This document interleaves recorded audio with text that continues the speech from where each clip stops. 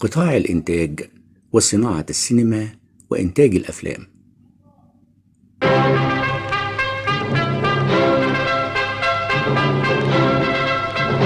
قبل نشأة القطاع عام 89 كانت أفلام التلفزيون، والتي كان يرأسها ممدوح الليثي، هي التي تنتج جميع الأفلام السينمائية، وتنوعت أعمالها السينمائية لكبار الكتاب والمؤلفين، مثل فيلم أنا لا أكذب ولكني أتجمل عام 1982، قصة الكاتب الكبير إحسان عبد القدوس، إخراج إبراهيم الشقنقيري، سيناريو وحوار ممدوح الليثي.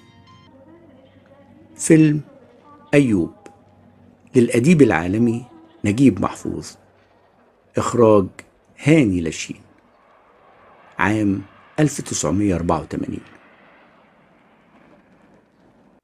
من فضلك وإحسانك للأديب العالمي نجيب محفوظ، سيناريو رؤوف توفيق، إخراج ناجي أنجلو. آسفة أرفض الطلاق، قصة زينب يونس، سيناريو وحوار نادية رشاد، إخراج إنعام محمد علي.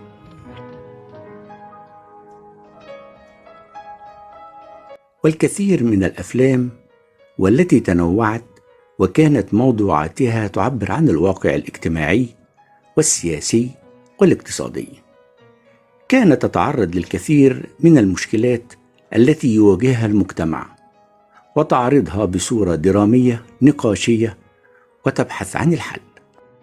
فنحن هنا ليس لسرد قائمة الأفلام التي تم إنتاجها، ولكن نتعرض لنقطة هامة، وهي استكمال مسيرة أفلام التلفزيون بعد نشأة قطاع الإنتاج، بل تنوع ما بين أفلام روائية طويلة وأفلام وثائقية وروائية قصيرة، وتعرض كذلك لموضوعات هامة متعلقة بالأسرة والأحوال الشخصية وحقوق المرأة والطفل وقضايا اجتماعية متعددة،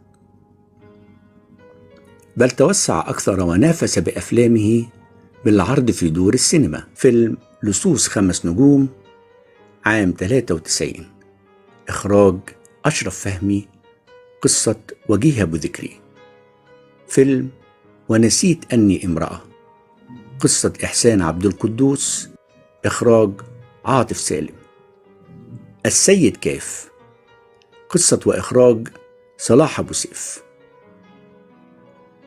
الحقيقة اسمها سالم، إخراج أحمد صقر. والعديد من الأفلام التي تجسد ملاحم وبطولات هذا الشعب: حكايات الغريب، الطريق إلى إيلات، ناصر 56، أيام السادات، يوم الكرامة. وكم من الأفلام والتي فازت بالعديد من الجوائز في المهرجانات العالمية. وقد بلغت الأفلام السينمائية التي أنتجها القطاع ما يقارب 63 فيلما متعددة الموضوعات. إلى جانب هذا الكم من الأفلام الروائية السينمائية، حرص القطاع على الإنتاج الوثائقي والروائي القصير، والذي له أكبر الأثر في نشر الوعي الثقافي وإثراء الأجيال بموضوعات تم طرحها وتنوعت أفكارها وتم تناولها برؤى فنية متميزة.